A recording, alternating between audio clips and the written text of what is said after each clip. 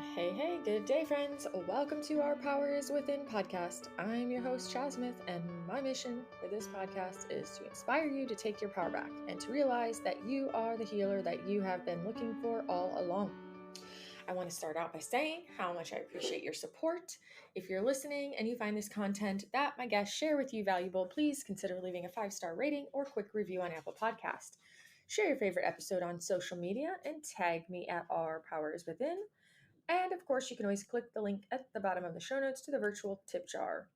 Speaking of the tip jar, I do just want to say a special thanks once again for my faithful and continuing sponsors. So, we are going to keep today's challenge super simple, and we're just going to follow our bliss this week. What is something that sounds really fun for you? Now, make plan and do it. That's simple.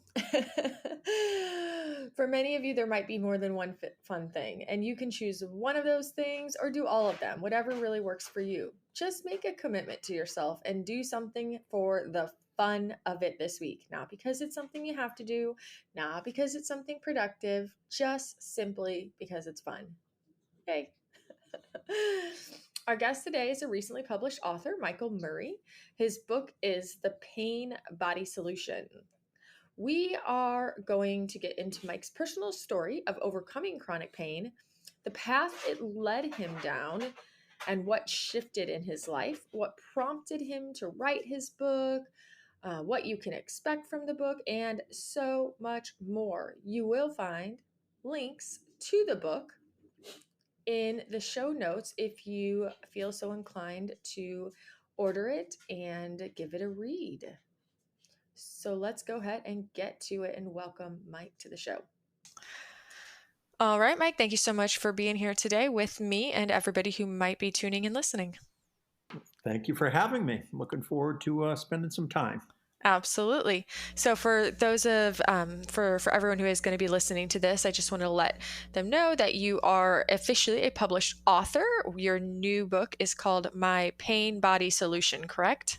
It is My Pain Body Solution, a journey to the other side of suffering. Gotcha. Awesome. Well, what I would like to do is actually just have you start by sharing a little bit about your story and just kind of take us back to the beginning when you first started feeling chronic pain, perhaps some of the approaches that you initially took on, and then kind of at what point in your healing journey did the true healing actually begin? Yeah. So it started probably, it was in the winter of 16 and 17. I was fortunate enough to be able to retire 7 years early. I had two business partners. We built a very successful financial service company, and I retired in 2007. Married, have three kids. We live in New Hampshire, and we ended up buying a second home in Wyoming where I spend a lot of my time. I'm really into the outdoors. I'm a backcountry skier, a fly fisherman, a hiker. So really enjoy doing those things. In 16 and 17, before my family came up for the holidays, I went out early, and I was in the backcountry hiking, and I developed like a small hamstring pull, which seemed odd because I was feeling strong and I don't remember anything like that. Started to get really anxious because I felt that it might take away my ability to all the hiking that I wanted to do in the winter. After 3 or 4 weeks, there was no improvement. I ended up coming back to New Hampshire, and I woke up one morning and had a shoulder pain. My wife suggested that I probably slept on it the wrong way, which I could think of no other explanation. So I accepted that. So I now had these two kind of seemingly fairly benign injuries. They weren't preventing me from being active, but they were kind of holding me back. And over the next couple months, I started to get really, really anxious. I started crying a lot.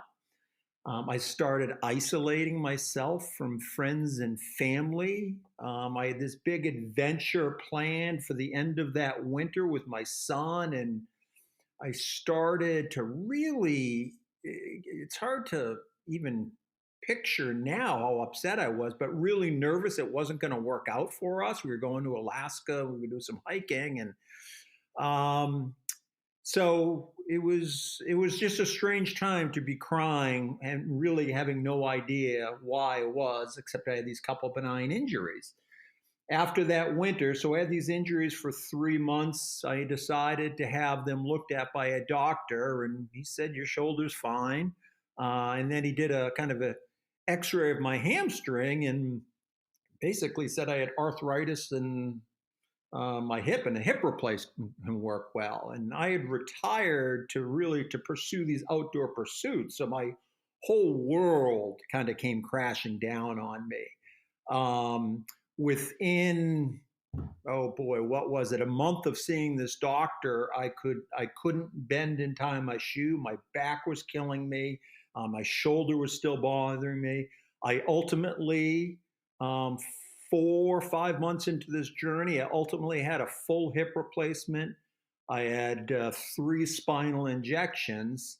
And after all of that, nothing improved.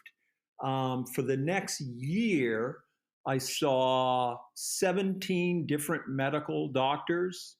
I was told never to hike again, never to bike, never to ski, don't carry a backpack. When all these injections didn't work, they told me that they could fuse my spine. So this went on, and the crying was pretty extreme. Anytime I would think of my kids, I just became really, really upset. Probably a little over a year and a half into this of seeing all these doctors, having all these procedures, and nothing was getting better. Now, the interesting part is we own a second home in Wyoming, and every time I would go out to Wyoming, either to hike in the summer or to ski in the winter, the pain would disappear. I didn't see it at the time because I still had this incredible anxiety that I don't know why. I had an amazing family, I had financial security, and there was no reason for me to be upset, but I was. And I was unable to even see that I could go out and essentially do the things I love to do out there. But as soon as I came back to the East Coast, it all came flooding back. But I couldn't see that, which today is kind of shocking looking back on it. I couldn't recognize how I could be active. Mm. So a year and a half into this, a friend had given me a book about 6 months prior on how to live and manage chronic pain. And I had refused to read it because, in my mind, I don't want to manage this pain, I want to beat it. And I had retired to pursue what I believed was my only gift, and that was to be active in the outdoor. Turns out I had very low self esteem. I had a little bit of an imposter syndrome as it came to my business. Um, so I had hiked. I was out there in the summer with my daughter. We had hiked 3 days in a row. Physically, I was feeling okay. And on the fourth day, some kind of weather came in and we couldn't hike. My daughter went off to work, and all of a sudden, my feet became frozen again. And I was convinced it was either neuropathy or spinal stenosis or whatever, one of the many diagnoses I'd been given. So I decided to open the book. I told myself I need to get my act together for my family's benefit. So I opened the book on what I thought was how to manage chronic pain. It turned out to be a book by Dr. John Sarno. I believe you're familiar with him. Very much so, yes. Yeah. So, right. So as soon as I open the book, this is like at midnight, I'm reading it, and the words that I'm reading aren't lining up with what my expectation of the book was going to be. So I closed the book and looked at the title again, and what I had failed to see below the title of healing back pain was the mind body connection, which I'd never even heard that phrase before. I didn't know what it meant, but it became very clear after reading his book and his philosophy or concept or belief, however you want to phrase it, was that repressed emotions can cause real physical pain. And at that moment, I just knew that was my issue. I had no idea what my repressed emotions were, but I had seen so many doctors. I had tried so many different things. It's tough to know when I picked up that book if I was gravitating to it because I was just grasping for another solution, or if I was gravitating because I really believed in it. Either way, I was committed to that. And Sarno's belief is that, to read his book, read it over and over, and understand it's your brain that is creating the pain. So I did that probably 5, 6, 7 times. And over the next 2 months, I had more confidence that I was on to something, that this was my problem. I had pain everywhere. I had pain in my feet, pain in my knees, pain in my hips, pain in my private parts. I had heartburn. I couldn't sleep. My hands and arms would have, intense pain at times. So over the next few months, nothing really had changed. When I was in Wyoming, I could be active and relatively pain free. But as soon as I came back to New Hampshire, all the anxiety and the pain would return. So I ultimately sought out a trained mind body doctor, Dr. Strax in Chicago, and I flew out to meet with him, and he diagnosed me with tension myositis syndrome, which is Dr. Sarno's condition. And over the next few months, I would work with him, and a lot of the work had to do with emotions. And he kept on asking me, Mike, you've got to pay attention to the spikes in pain. Pay attention to the spikes in pain. And what are you feeling emotionally? And when he would say those things, it just kind of went right over my head, particularly from an emotional standpoint. I didn't know what he was talking about. And I also was always in pain. So I couldn't recognize the spikes in pain he was talking about. And even if I wasn't in pain, I had convinced myself I was in pain. I was in emotional pain, that's for sure. So we worked together for a while, and he then suggested that I work with a psychotherapist. So I started doing that, and he was able to help me kind of start to peel back. I can't say like healing happened from being in psychotherapy, but he helped me start to intellectually see these false beliefs I held of myself since a very, very young boy. I had, really struggled in school. I was diagnosed with dyslexia. I didn't know what that meant. And I convinced myself that I had real mental problems. I wasn't smart, and that needed to be hidden from people. I stayed back in kindergarten. And at 16, when you're allowed to get your driver's license, I chose not to get it because I didn't want anyone to know that I was older than my classmates. So he allowed me to start to see some of these false beliefs I held of myself, but it really didn't change the pain.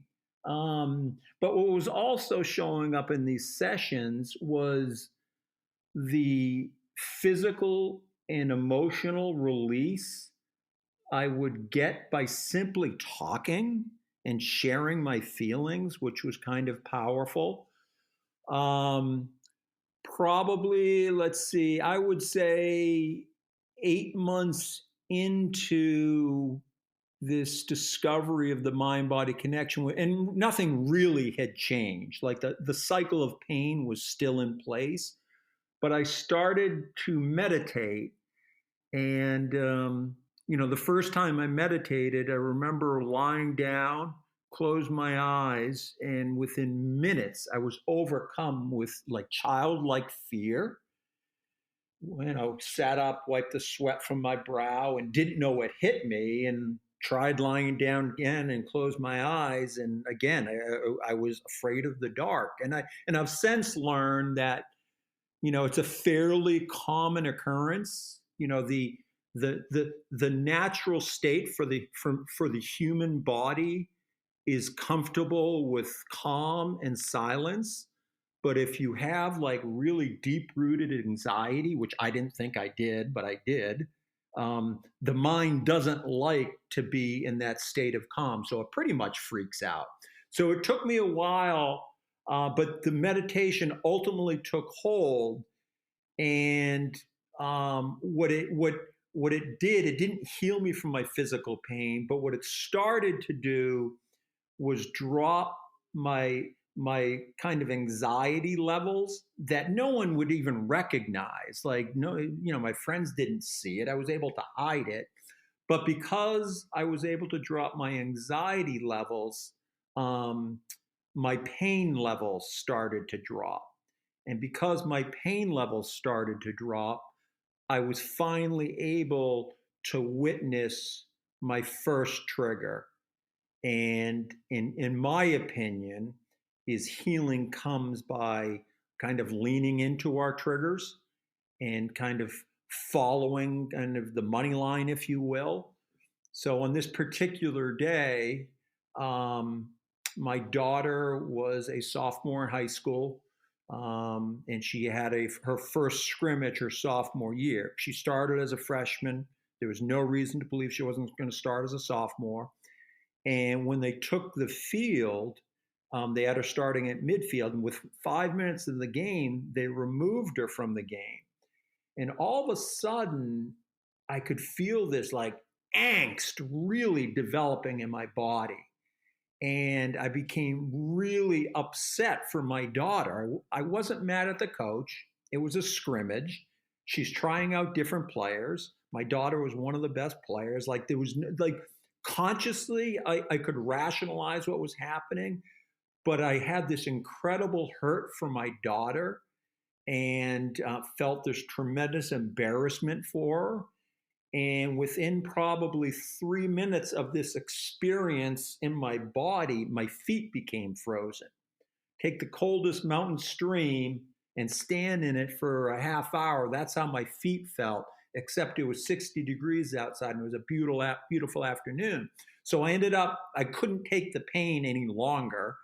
I ended up going and watched the remainder of the game from my car. She got it in after. We didn't talk. I was just filled with really explosive energy. Um, and over the next day, the pain kind of slowly subsided. And I just put the whole thing out of my mind. And then the next day, I get a text message from a friend who said something that set me off. It was innocent.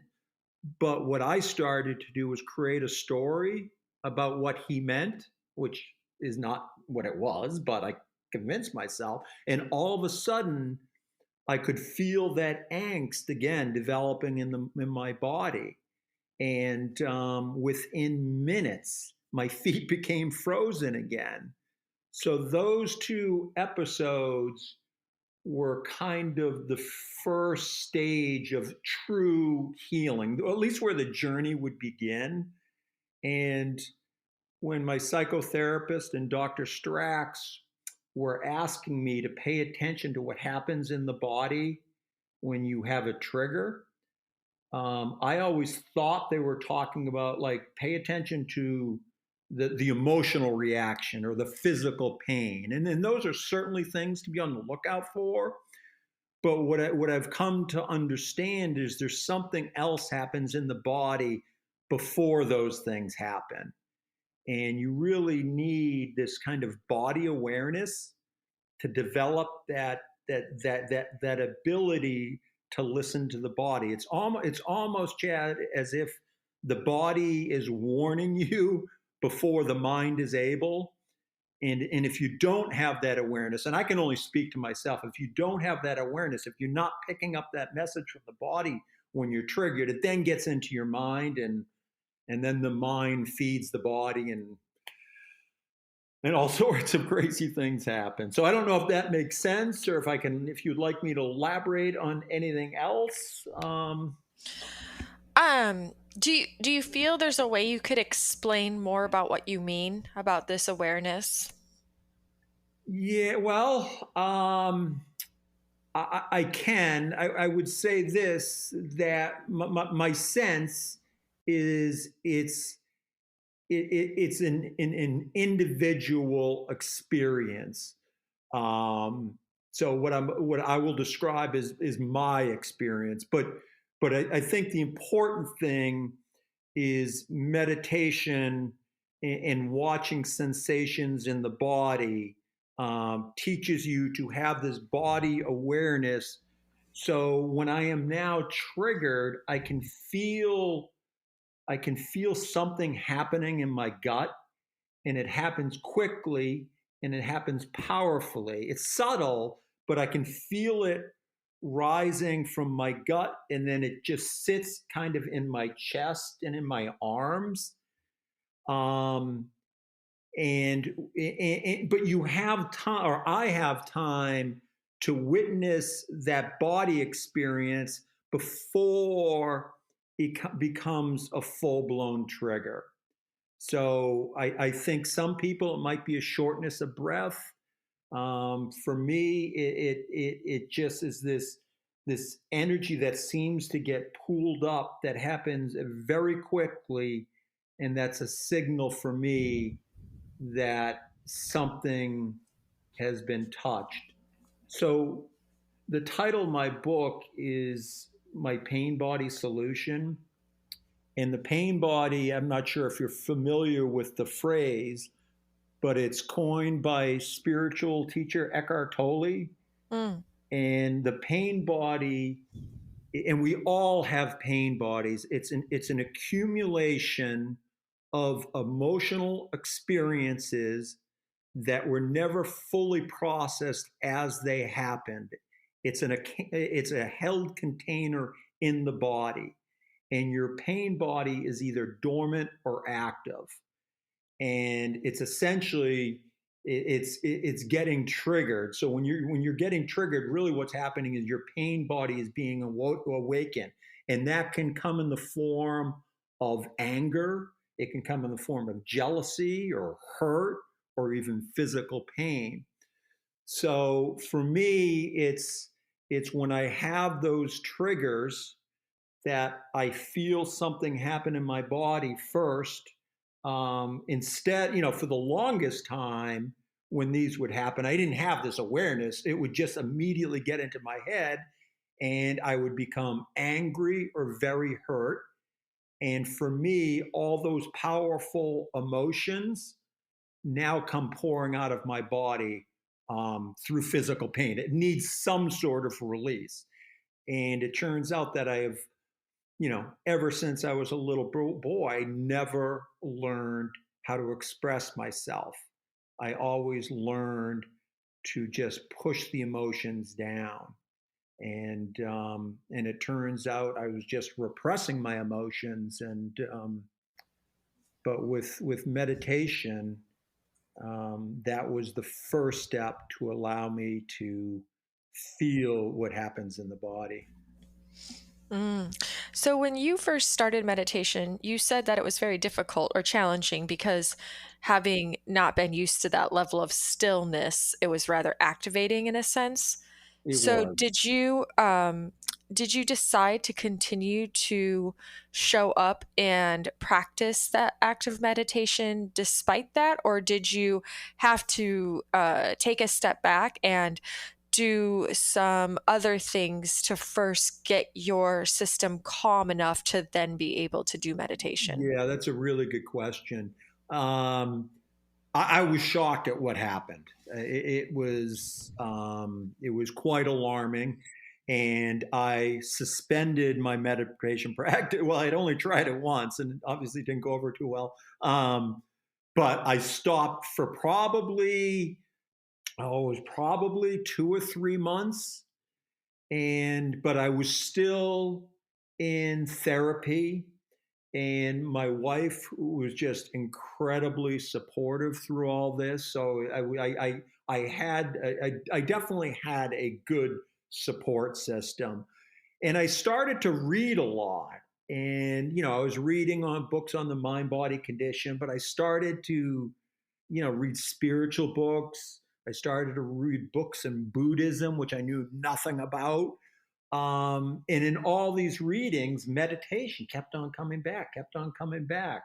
So I would say probably 3 months after that experience, I decided to try to do it again. And this time I kind of changed it a little bit. I'd go to YouTube and would find just like a, say, 2 to 5 minute clip on something that, whatever the topic was that would kind of resonate with me. And I just took baby steps. Um, and I would just listen to the YouTube, and I found that a soft female voice I found very, very calming, and with the music. So in short time, and I was only meditating 5 minutes a day, but I was doing it every day, and I could just tell the way my body was reacting during these 5 minutes that it was good. It definitely didn't change any of my symptoms, and I was still getting triggered. But I just something about it, the 5 minutes, was kind of resonating with me. So over time, I would start with a 5 minute YouTube video, and then I would try to finish it with another 5 minutes of just silent meditation. My belief is silent meditation is the way to go. I think having a guided meditation was helpful, allowed me to start the practice, but it almost could be viewed as a way to be distracting the mind. And to me, that's the point of meditation, is learn to be comfortable with silence. We don't need to be constantly stimulating ourselves, which I was doing through all of my outdoor pursuits. So after probably 3 months of meditating, seeing no effects off the cushion, I just remember one day I was home. It was the middle of the day, and I was reading, and I noticed how calm I felt, like really calm. Like, wow, I'm calm. And I assumed, for the first moment, I assumed I must be pain free. So I did a kind of a body scan and looked at my body. No, I had like these pains up and down my arms, my knees hurt, my feet were frozen. And it was that moment that I realized my meditation practice was starting to spread its tentacles and start to impact me in a deeper way. It was the first time in probably 2.5 years of chronic pain that I was able to be at ease but still be in pain. It was kind of a powerful experience, because anytime I had pain, I became tense and worried. Okay. It just to kind of get an idea of timeline here. You were doing meditation and going to the therapist and all that stuff kind of simultaneously. I was, yes. And about how long of these practices before you actually finally started experiencing a relief in the pain?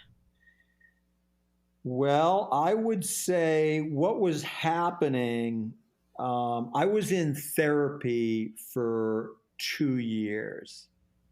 And as my pain started to improve, I found that it became much more of an emotional challenge, in that I was starting to get triggered more often. So I was seeing improvements probably within, I would say, within, say, 8 months of being in therapy and meditation. I was starting to see improvements physically because I had a calmer nervous system. But Mm. what was also happening, I was now experiencing my emotions, which I had never done. So simple things were really, really starting to affect me, and kind of embarrassing to say. Like if a friend didn't return a text message, I would have, and it's embarrassing even say it, but I would have this deep sense of hurt. Um, I have since learned it was my pain body, and I don't think I know. Um, I have a sense of abandonment. Um, I'm one of five kids. My parents didn't have the best relationship I now see. My father had a temper, and I don't think I got what they needed. So all of my triggers have to do with a sense of um, not being seen or heard. As I said, if a friend didn't return a text message, or I started to, if I was sitting in our kitchen and I was listening to music, and my wife would come down and she would say, what are you listening to? Like that would trigger me. And what my kind of inner child or what my pain body was saying is that she doesn't approve of what I'm listening to, and I reacted that way. Where in reality, she just wanted to know what I was listening to. So so the pain started to improve around 8 months, and I would have extended periods of no pain. Extended meaning probably anywhere from 4 to 6 weeks. But inevitably, over the next 2 years, something would trigger me. And if I did not share that trigger with Becky, my wife, it would literally pour out of my body as physical pain.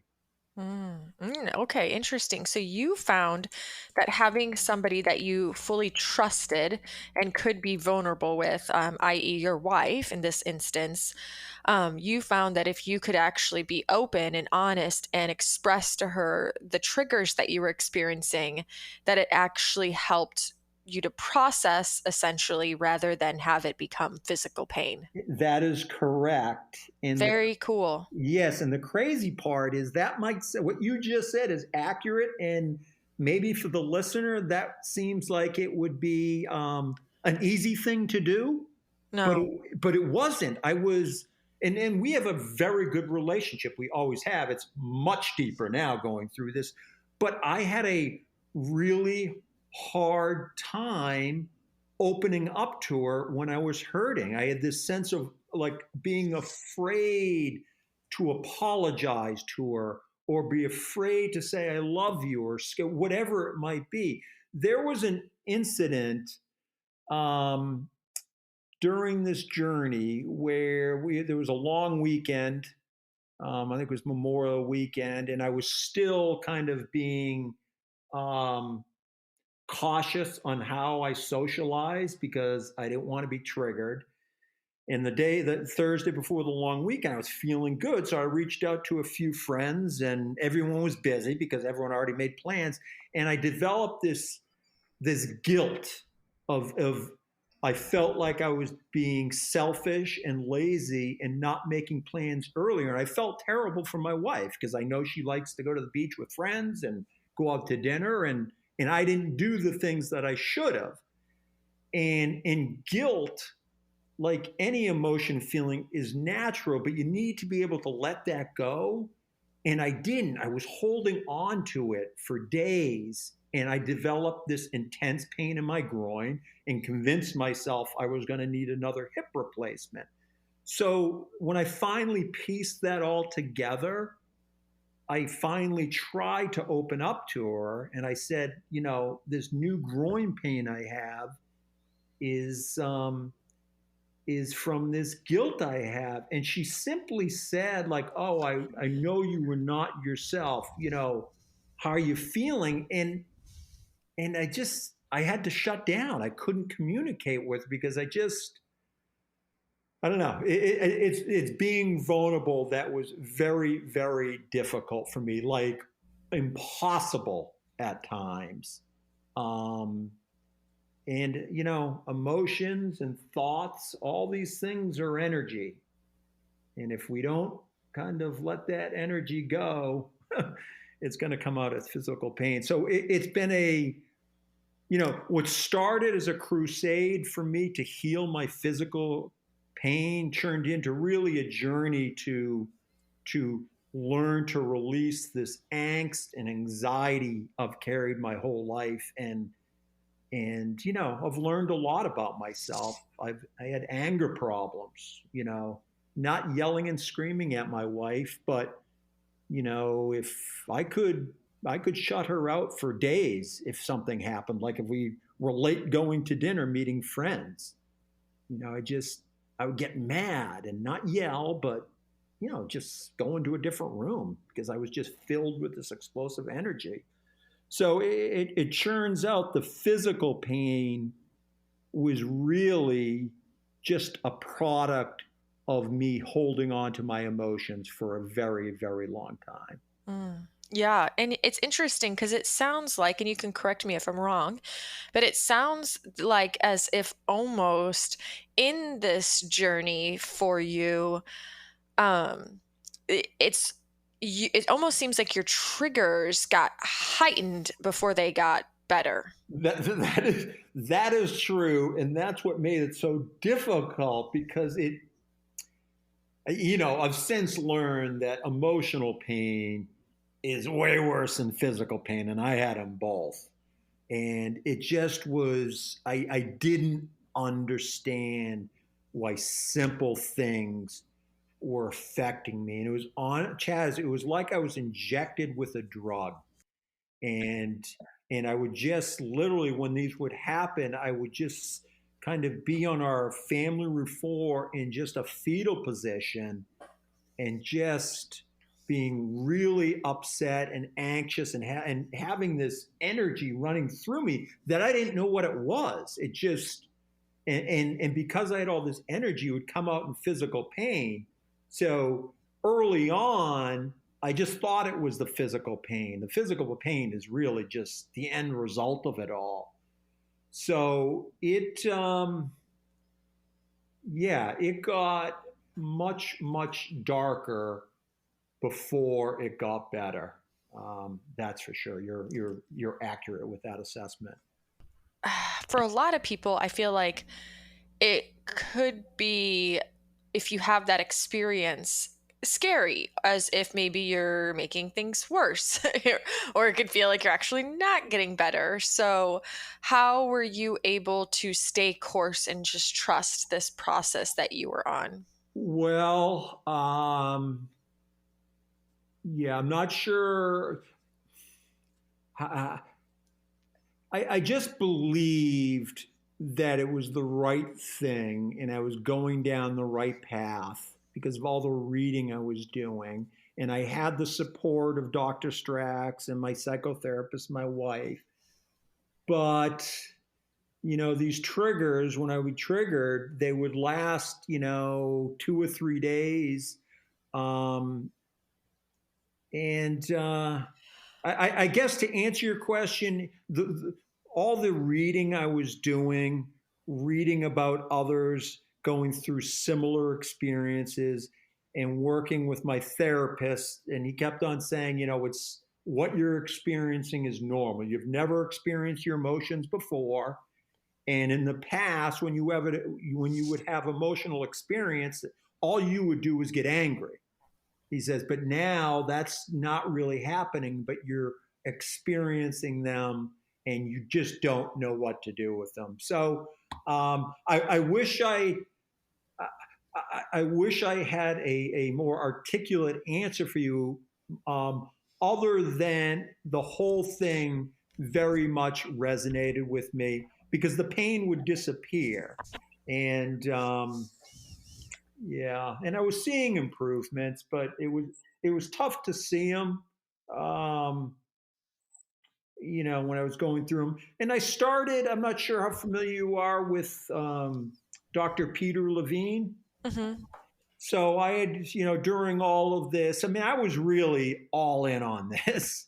I mean, this was my life, and it still is my life. And I don't have any regrets either. But I had went to a retreat that Dr. Levine put on, and he kind of studies trauma and, developed somatic experiencing, which is the concept of releasing trauma through the body. And he explained it by studying animals in the wild that after, let's say, an impala is seen being chased by some tiger, and once they're seen free, they can be seen kind of in the woods hiding, shaking and trembling, and it's that shaking and trembling that's the animal's way of releasing the traumatic experience of getting chased by the impala or chased by the tiger. So I was kind of constantly reading and going to retreats, trying to get a better understanding of trauma held in the body. And, I think through my parents and my father's yelling and screaming, I was traumatized as a little boy over a very long period of time, but really kind of benign stuff that, could have been just like tend to spill my milk a lot. And my father would yell at me a lot. And even back then, I had no ability to express myself. So I just absorbed it into my system. So this whole somatic experiencing and releasing trauma through the body very much resonated with me. Um, and after 2 years of in therapy, I felt like therapy had kind of run its course. I was getting triggered maybe once every 2 months. And I didn't feel any breakthroughs were happening, and I felt like I was kind of recreating each story over and over. So I I stopped going to therapy, and I was able to start working. This was right when the pandemic started originally in 2020. I started working with a yoga teacher and who has a kind of a heavy influence in Buddhism. She works, I don't know if you're familiar with internal family systems, the IFS model. Um, Yeah. yeah, so we started working, and the whole Buddhism thing very much resonated with me as well because of the readings I was doing. And just about suffering, not Buddhism from a religion, but suffering exists, the Four Noble Truths and the cause of suffering, and suffering can indeed cease to exist. So all those things very much resonated with me. So I would work with her over Zoom once a week, and we would talk a lot, but we would also, she would get me into yin poses. And yin poses are basically long held stretches for 3 to 5 minutes. And after working with her for a few weeks, and I was practicing yin yoga on my own every day, even when I wasn't working with her. And then one day, after probably 3 or 4 weeks working with her, after the yoga we would work together on, I was lying on my back, and all of a sudden I noticed my right butt cheek trembling. It then included my entire right leg and then my entire left leg. And all of a sudden, my whole lower half of my torso is vibrating and shaking uncontrollably. And it's that is, I was having a somatic release, and those somatic releases they happened every day for probably over 6 weeks. And these long held yin poses were allowing my body while in rest. I was having these releases just lying, not when I was in a position, but it was allowing my body to release the deep held patterns of tension and trauma in the body. And it's what Dr. Levine described as the somatic release, when he observed these animals in the wild shaking and trembling. And I will say this, Chaz, that um, ever since I have had those somatic releases, there's been a fundamental shift in my way of being. Um, I don't get angry anymore. I'm far more patient. Um, I'm not trying to sound corny, but I'm compassionate, and I've developed relationships with people I never would have before. I didn't realize it, but I was judging people. If you weren't a backcountry skier, if you weren't a cyclist, if you weren't fly fishing, I'd kind of want nothing to do with you. And now I'll go to a yoga class, and I went, a couple of weeks ago without my wife, and there were three female yogis, and they asked me if I wanted to go out to dinner. Like, I would have never done that.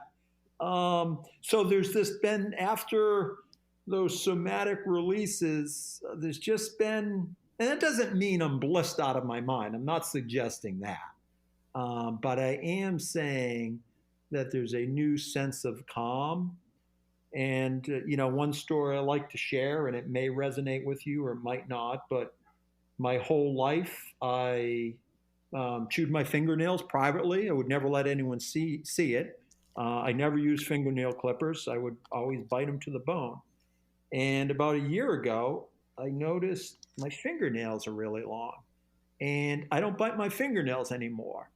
And it wasn't a conscious decision. That's the interesting part. It just, something happened. Something happened that has allowed me to feel much more calm. And That's awesome. isn't it really, like, I share that story with people, and some people, like, they don't kind of get it, which is fine. But, like, to me, that fingernail story is more powerful than saying I'm no longer in pain. To me, like, that's a deep sense of healing. Mm-hmm. Yeah. Well, and it was unconscious too. Exactly. You weren't trying, you didn't, That's it's just, right. it's a testament to that. Sometimes you don't actually have to try to heal. That's right. Try to fix something. That's right. That's right. Do you, now have you resumed a lot of these activities that you are passionate about, like such as hiking and skiing and all that good stuff? Well, I have, but the interesting part, I ultimately never stopped. But there's Oh, only so many times, so many hours in the day you can be on a bike or hike, right? So, what I've learned is the reason my symptoms were much worse when they were idle, which they were. I could always hike, is because stillness was stoking this feeling within me, feeling less than. If I'm mm-hmm. not on the move in the mountains, what is my worth? That's what my unconscious mind was saying to me. If you Right. can't hike, what are you worth? What can you do? What do you have to offer your family? And I've learned that. So I will say that I absolutely are still doing the things I love to do, but I now I'm I'm not as obsessed. There were times when I would jump on my road bike that I now know I really didn't want to be on it, but I felt Mm-hmm. guilty, or I felt Mm-hmm. not whole. So I would say my edges have softened, Mm-hmm. and I'm now being able to listen to my body. Not if my body's sore, like, oh, I'm sore, don't hike today. A deeper sense, that sense we were talking about when we were originally, this kind of, like, I don't know if you ever heard of the phrase your felt sense. Um, it's kind of like your gut feeling. So I'm now in tune with, okay, do I really want to go for a long bike ride? If I do, I'm going to do it. But am I doing it because I have this deep sense of unease, of not feeling worthy if I'm not doing those things? So, one of the things I've learned is when I retired in '07, we built a very successful business. And in '07, we brought in a venture capital firm that purchased a portion of our company. And I retired immediately after they joined us because I had imposter syndrome. I retired because I felt with this new partner coming in, I was going to be exposed as a fraud. I Mm. thought everything I did was with smoke and mirrors. And by bringing new smart partners like investment bankers in, they would see it. So what happened, I retired to avoid these intense feelings of inadequacy. And then when I started to develop these physical symptoms, it only made it worse. Like if I can't be in the mountains, really, what am I going to do?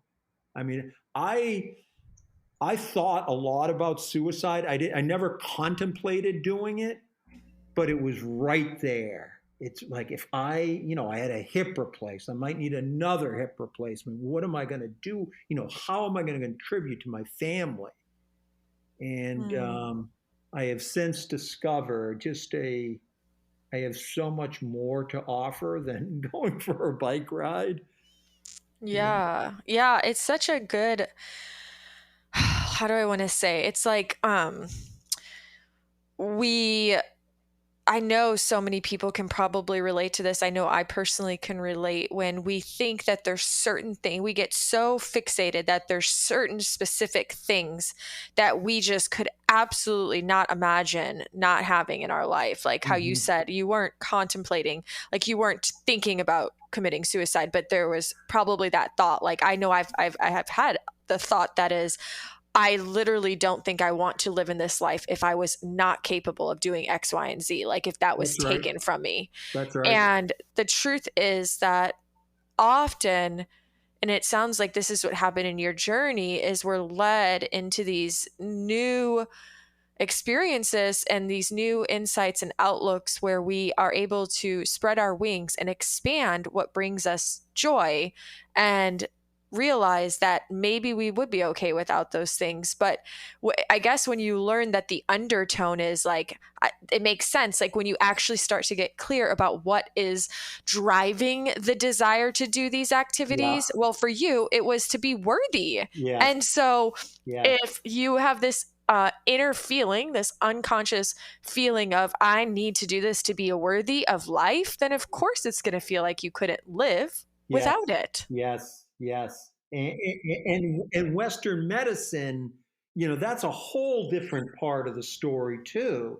So I had all this pain and these MRIs and X-ray machines are so sophisticated now that I told him I had a hamstring pull.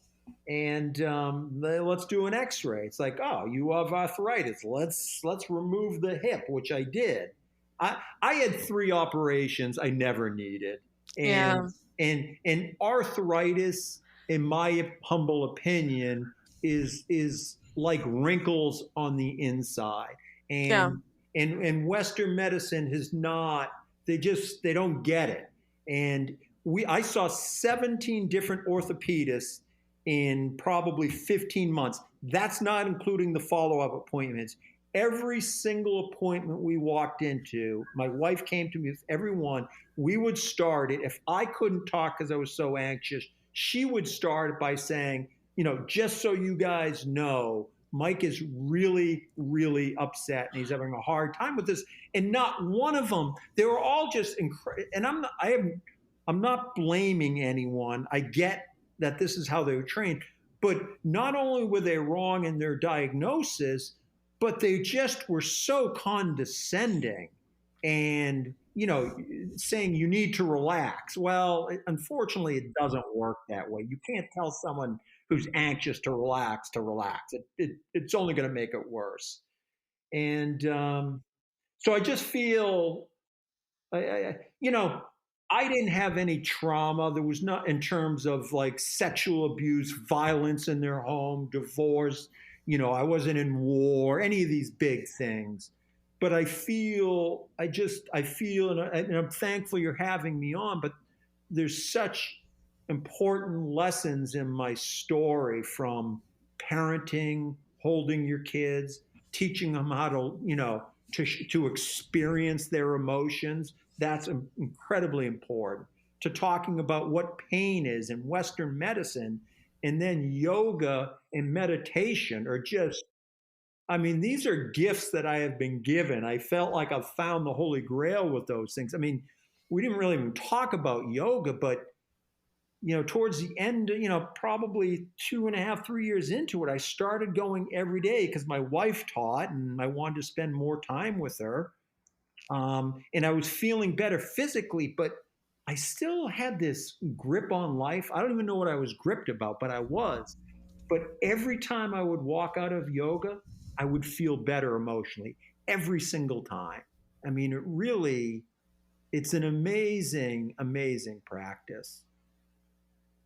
I'm glad that you found something that you enjoy. It sounds like that you go to for a different reason than some of the other activities, at least the reason you used to do them. That is correct. Yeah. I find my meditation and yoga practice to be yoga is definitely a physical thing, but I'm there for this spiritual experience and community. I really, I tended to be a little bit of, I mean, I had plenty of friends, but I liked to be by myself back in the day. And now that's changed, and, I've had to jettison a few old friends because, they're not, they don't get it. They don't get me, and that's fine.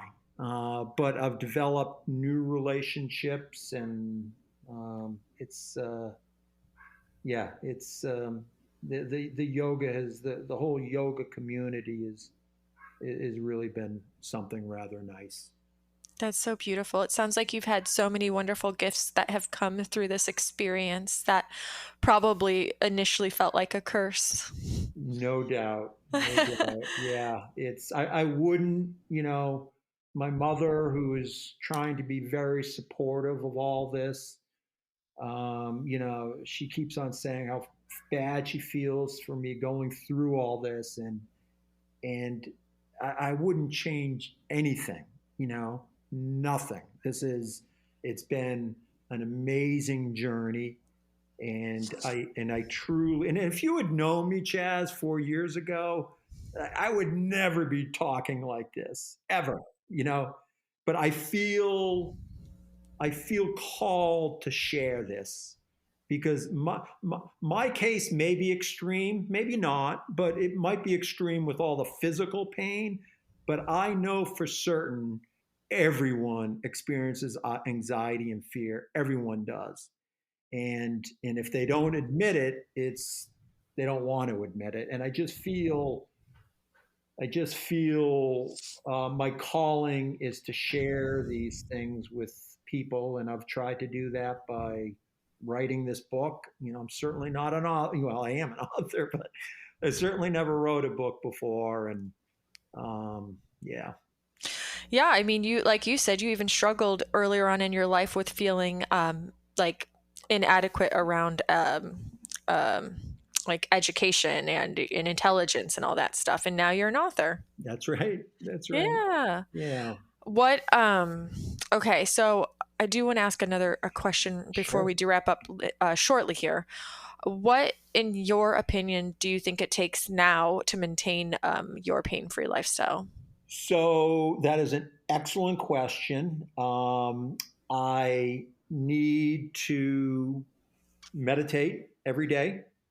I need to be very aware is what is happening in my emotional world. And what I mean by that, if something hits me that, maybe, hey, I'm a little bit more angry than I should be, or maybe I'm really happy. When you have these, and we all have them, it's natural. When you have these um, fairly significant emotional swings one way or the other, just being really in tune, no judgment, just be really in tune, like, I'm really happy right now. Why is that? Is there a reason or not? Or I'm not feeling good. So just be. There's nothing gets by me these days. I'm very in tune with that. I try to practice yoga. I try to do it at least 3 times a week, and depending on my schedule, sometimes I can do more, and sometimes I struggle to do that. And I need to communicate.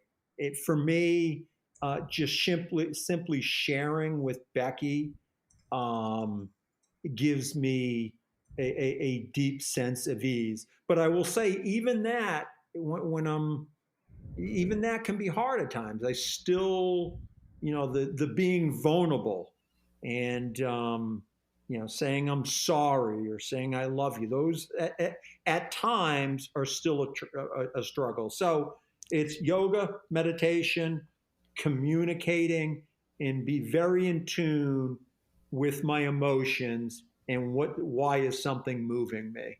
I don't know if that makes sense or not, but It does. Yeah, yeah, absolutely.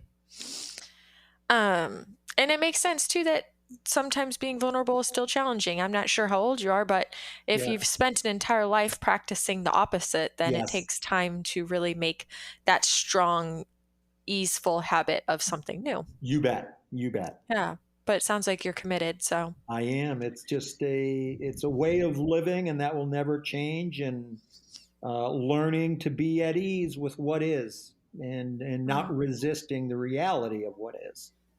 mm-hmm.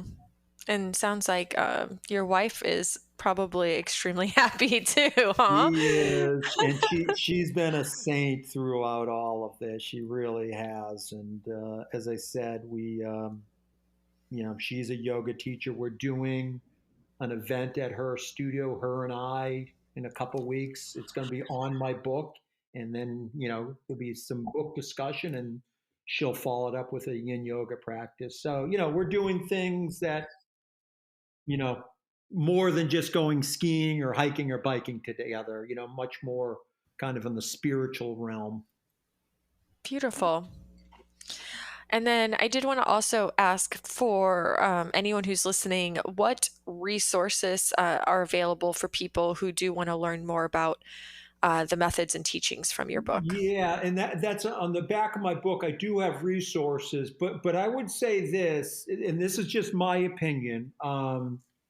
If someone has physical pain and they've been through the Western kind of X-ray and MRIs, and um, Dr. Strax, who's in Chicago, is what I would recommend. To me, to start this, to heal physical pain by addressing your emotions is a long process, and I couldn't imagine doing that without having an educated medical doctor confirming that what he sees on the x-ray is not alarming. So that is where I point people to first. If they have pain and a doctor's recommending fusing their spine or whatever it might be, my suggestion, and Dr. Strax isn't the only one. There's a number of them that are really good, but he is one of them. So I would start there. There's also, and I have no affiliation, but I don't know if you're familiar with Curable Health. Mm-hmm. Okay, so Curable Health is just an online app that has amazing tools for all mind, body, anything. Um, and then the last one would be my yoga teacher, and she's really my spiritual teacher. And she was the one that is ultimately, all these things I did were important, but she was the one that helped me develop that yin practice that allowed me to release that trauma I've been holding in my body for so long. And her name is Callie Basman, Kali Basman, Basman of, and her shop is Kali Durga Yoga. But those are all in the back of my book, as well as there's a list of books, medical books that speak to all these things we're talking about, and then some of my favorite spiritual books. And And also I like YouTube. So I go to YouTube's an amazing resource, and Mm-hmm. you can find all sorts of good things there. So in the back of my book, I have all sorts of things that simply helped me.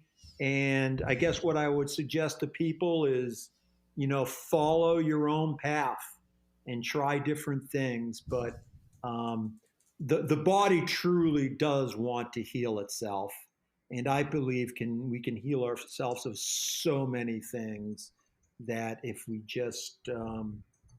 try these different ways. Mm-hmm. Thank you. Yeah. Um, where can people find your book? Is it on Amazon? It is on Amazon. It's on Barnes and Noble, on all those online resources. And again, it's My Pain Body Solution: A Journey to the Other Side of Suffering. And how can people connect with you?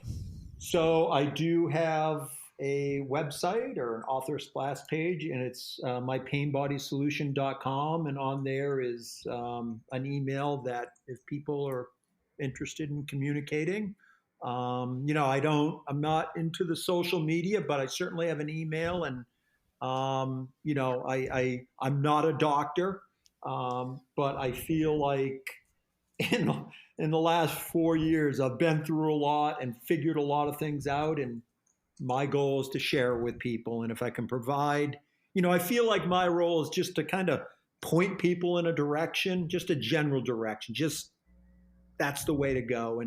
And from there, it's an individual thing. Awesome. Yeah. Speaking of sharing, if you, and this does not have to be pain related, or it can, anything you want, but if you had only one message that you could share with the world for the rest of your life, what message would you want to share? I think we are all born perfect. And over time, we kind of accumulate this armor that we convince ourselves we're someone we're not. Which so it's all about removing that armor. But I believe that we can heal the world. I truly do, and I see how my ease that I now have is created greater ease with my wife because she has greater ease. The people that she touches every day have a greater ease. So it might sound corny, but there's a lot of angst in this world today. And, I think we can heal this world one person at a time because we're all so connected. And, um, and I think learning to be at ease just kind of it spreads to everyone. It truly does. I love it. Thank you so much for sharing that. Yeah. And thanks for being here with me today and sharing your message and your story. And thanks for the work that you're doing for yourself, which, like you just said, makes a contribution to the whole world. And yeah, thanks for putting it all out there into a book for other people to get to experience and witness. Well, thank you for having me. I hope it made sense. I tend to ramble sometimes. So hopefully people will be able to pick one or two things that might be able to help them. I think it made so much sense. Yeah, great. All right, everyone. I hope you enjoyed Mike's story today. Please give yourself the gift of bliss this week. Do something for the fun of it because you are absolutely worth it. And until next time, you know the drill. Make this week great.